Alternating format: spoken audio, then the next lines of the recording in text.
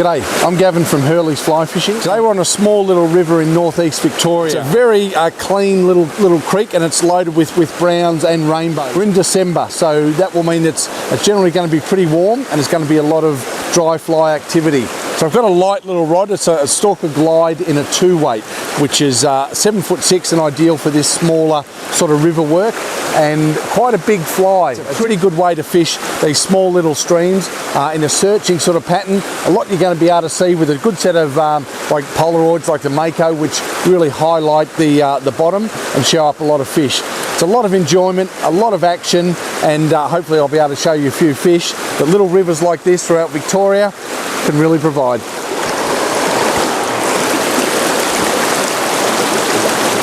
So when you get to these small little rivers, it's not a matter of just casting literally willy-nilly. You've got to find places where the fish are going to sit. So if we look up here, we've got a lovely little glide where there's a bit of depth, which is going to offer the fish plenty of cover should a cormorant or maybe even a fly fisherman be attacking it, and where the food's going to get brought to it. So up there we've got a tree in the water. It's going to deflect a bit of the water and make it easier for the fish to sit and deflect the food to it. So I'll be looking to go up there and working my way along with casts, start off shorter and then working my way up until you get to the honey pot, which is right up near where that log juts into the water. And we always break it up like literally into a grid system, and we'll cast perhaps a metre apart. Particularly when you're searching, you really don't want to be wasting too many casts in the one spot unless you know there's a fish there. So I'll cast out on the right hand side and then just go a metre to the left and to the left to the left until you've covered all the areas, and then you can move up a little bit closer up the river again. Now a lot of these smaller rivers cascade pretty quickly, so what we're looking for is a lovely little flat spot where the water is a bit deeper and it's going to slow down a bit, and that's what we've got here. It's deflected a little bit by a log up there as well, where we've got lots of areas that the fish can sit in and use not much energy because there's plenty of rocks to deflect the water. So we'd look to here and literally be fishing from bank to bank on this little area here. Got a lovely bubble line on the left hand side, but plenty of deep water on the right as well. So, now it's important when you're fishing these smaller rivers too to carry like a wading staff, and this is one which is probably one of the best ones because it locks into place and doesn't come apart like some of the elasticized ones.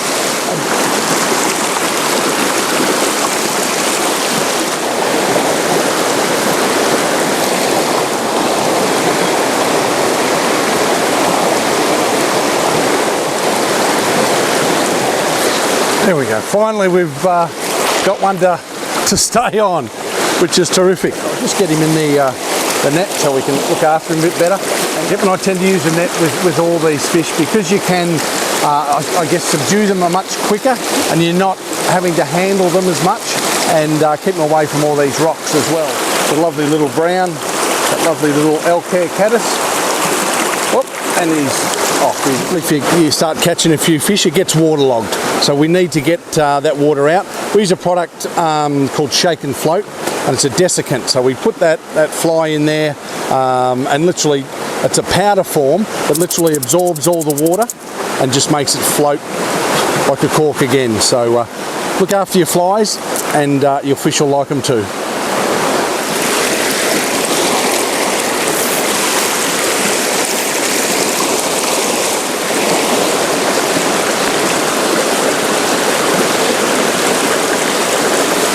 Yeah, beautiful. Oh, great little rainbow there, and we just had a couple of casts, and you were just expecting a fish to be in there, and that rainbow, so exhilarating on light little rods like that little glide. It's a little 2-weight, and it's just an amazing rod to use in water like this. They're just a fantastic tool for catching fish of this size. Probably rainbows are a little bit less cautious than the browns. And they're great fun. They're pretty acrobatic too, with a lot more jumping than perhaps what we'll find with the browns as well. So yeah, good little flip. Off we go.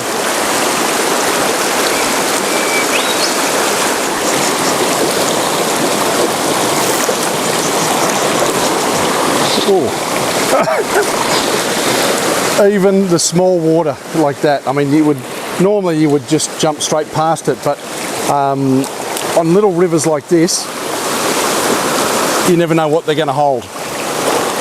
So it's worthwhile having a prospect everywhere with these browns. They're very aggressive little fish. Good fun, good fun.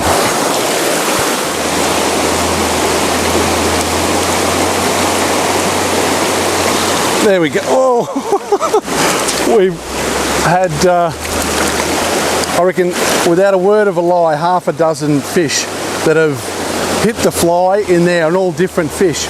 So yeah, to actually stay connected to one without chucking a tantrum is good. Just great fun, and I guess that's what really stimulates me on these smaller streams. There's just so much action. I mean, you think of these bigger rivers, you can literally be fishing all day and hardly, you know, see any action or hardly get a touch. Whereas here, it is non-stop. A beautiful little rainbow. Provide an awful lot of fun.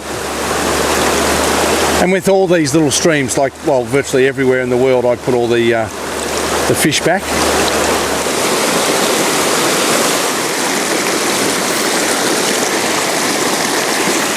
Beautiful. And just lovely little pocket water that you'd expect to hold a fish. It's gone between a couple of rocks. I'll get him out. And a nice little rainbow. They're just very aggressive and beautiful little fish, you know, just for small little water. Just great fun, great fun. And you can literally catch loads of them on these small little streams. So fantastic. A great little tool, the catch and release, slides down over the hook and you literally just push it and it pulls that hook out. And that's just a beautiful little rainbow. We always talk about how aggressive they are, but they're also a very pretty little fish too, with that lovely red stripe on there. It's a lovely red sash and just a beautiful little mountain fish. Literally want them to swim out of your hand, so he'll kick in a minute and he'll, yeah, let you know that he's ready to go. So it's good fun. Let's find another one. That's like a mayfly nymph, and the darker they get, the closer they are to hatching. So you can see he's quite dark. He might turn into a flying insect probably quicker. This one's a little bit lighter. He might take a little bit longer. So they're what the trout sort of live on probably 90% of the time.